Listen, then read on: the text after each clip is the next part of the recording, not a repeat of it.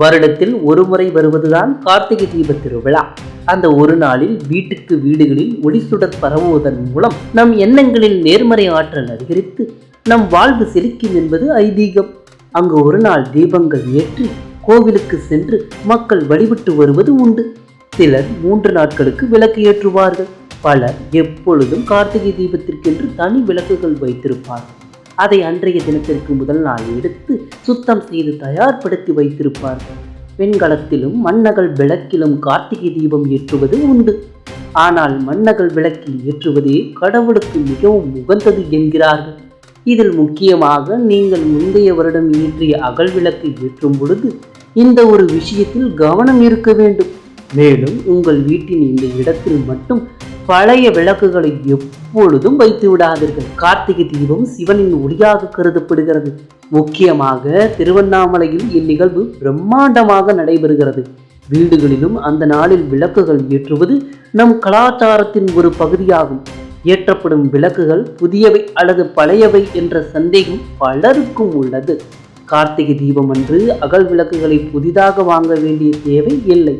உங்கள் வீட்டில் ஏற்றப்பட்ட விளக்குகளை சுத்தம் செய்து அவற்றை வெயிலில் நன்கு காய வைத்து பின்பு அவற்றை பயன்படுத்தலாம். விளக்குகளில் விரிசல் அல்லது பிளவு இருந்தால் அவற்றை மாற்றிவிட வேண்டும்.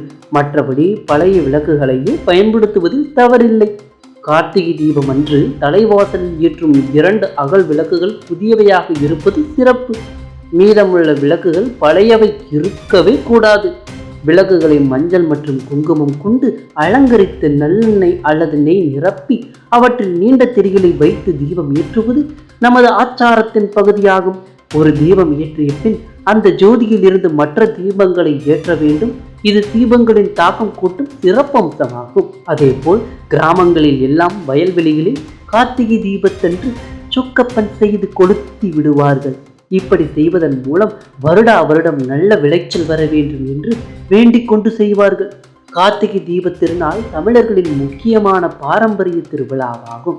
இது தமிழ் மாதமான கார்த்திகையில் கார்த்திகை நட்சத்திரத்தின் போது வருகிறது. இந்த நாள் சிவபெருமானின் ஜோதி வடிவம் என்று கருதப்படும் தீபம் பூஜிக்கப்படுவதற்காக சிறப்பு அனுசரிக்கப்படுகிறது.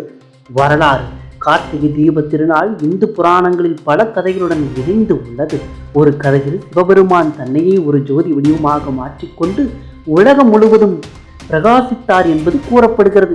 இதனை வழிபடுவதற்கும் சிவனின் அற்புதமான ஜோதி வடிவத்தை கௌரவிப்பதற்கும் இந்த திருவிழா கொண்டாடப்படுகிறது. கொண்டாட்டம்: வீடுகளிலும் கோவில்களிலும் பல விளக்குகள் ஏற்றப்படுகின்றன. இது இருளை போக்கி ஒளியை வழங்குவதாக கருதப்படுகிறது. கார்த்திகை தீப திருநாளில் முக்கியமாக திருவண்ணாமலையில் ஏற்றப்படும் மகாதீபம் குறிப்பிடத்தக்கது. இந்த மகாதீபம் சிவபெருமானின் ஜோதி வடிவத்தை பிரதிபலிக்கிறது மற்றும் பல்லாயிரக்கணக்கான பக்தர்கள் இந்த தீபம் ஏற்றப்படும் போது திருவண்ணாமலை கோவிலுக்கு சென்று வழிபடுவர்.